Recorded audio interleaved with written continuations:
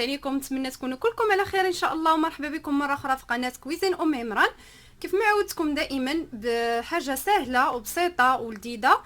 اليوم غنوجدوا لي بات بالخضره. المقادير على بركه الله. بالنسبه للصلصه غنحتاجوا ليها مطيشه قطعتها بالجلوف والزريعه ديالها، معها ضريس ديال الثومه غادي نطحنها، شويه ديال زيت الزيتون، معلقه كبيره ديال المعدنوس، ودامه ديال مطيشه الحك. راه فايت سبقت ليا وريتكم كيفاش تحتفظوا بها في المجمد، وشويه ديال البزار، شويه ديال الملحه، ومعلقه ديال سنيده. بالنسبه للخضر عندي هنا الدنجه قطعته مربعات كبار، القرعه حتى هي عندي هنا جوج دنجالات يعني متوسطين، يعني ما كبارش بزاف، وجوج قرعات. وعندي هنايا مطيشه، انا عندي هنايا كانت في المجمد. وعندي شويه ديال النقانق مدخنه الهوت دوغ. وعندي هذه المعجنات، يعني على حسب اللي بغيتو، والكميه على حسب عدد الافراد. غنسلقها في الماء والملحه وشويه وريقه ديال سيدنا موسى اللي هي الرند، شويه ديال البزار وشويه ديال الزيت. الطريقه على بركه الله. حاجه غادي نديرو، غادي ندهنوا هاد الدنجال بشويه ديال الزيت وهاد القرعه، وغنرش عليهم شويه ديال الملحه والبزار. ملحه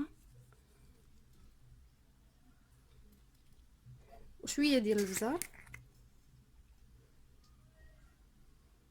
وغنخلطهم مزيان ونوضعهم في صينيه ديال الفرن مدهونه بالزيت، وندخلهم الفران حتى يتشواو. دابا غندوزو المعكرونه، غادي نوضع هنا المطيب،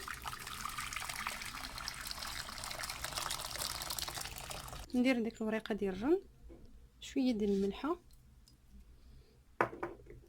شويه ديال البزار،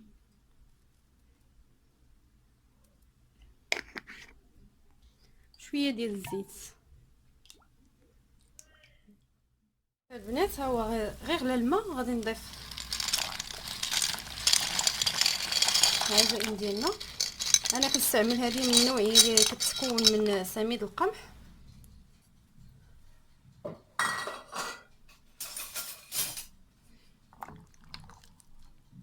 صافي نخليها حتى طيب. غندوزو للصلصه ديال الطماطم، غنطحنوا هاد المطيشه. من بعد ما طحنتها غنوضعها في مقله، غنضيف شويه ديال الملحه،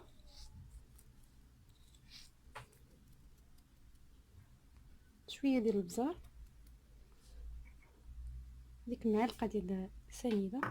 صافي غنديها على نار مهيله حتى تشحر. زيت الزيتون. دابا من بعد ما تشحرات ضفت هذيك المطيشه الحك، غنضيف الربيع. صافي نخليها تشحر مزيان.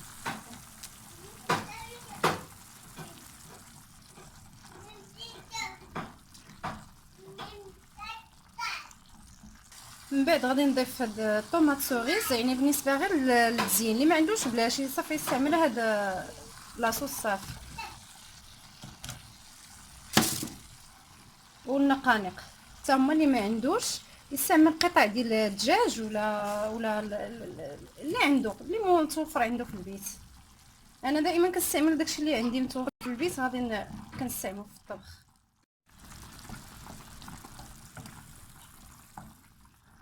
في دابا من بعد ما وجد لينا كلشي، الخضره حتى هي تشوات في الفران كتجي رائعه.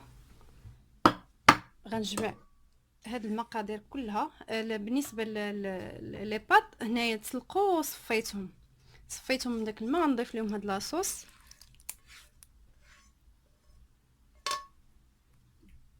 غنضيف هذيك الخضره،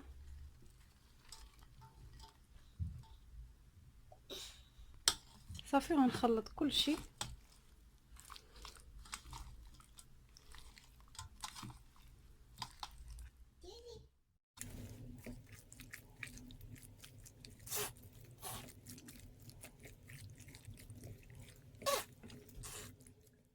كان هذا هو الشكل الاخير ديال لي بات بالخضره في الفران، الدنجال والقرعه. كتجي روعه في المذاق. زينتها بشويه ديال الفرماج وريقات ديال الحبق. بالنسبه للطوماط سوريز، ملي كنت كنخلط في لاصوص حيدتها باش ما تخسرش، خليتها غير للتزيين. كنتمنى تجربوها وتردوا عليا في الخبر، تخليوا لي التعاليق ديالكم تحت من الفيديو، والى اللقاء في فيديو قادم ان شاء الله.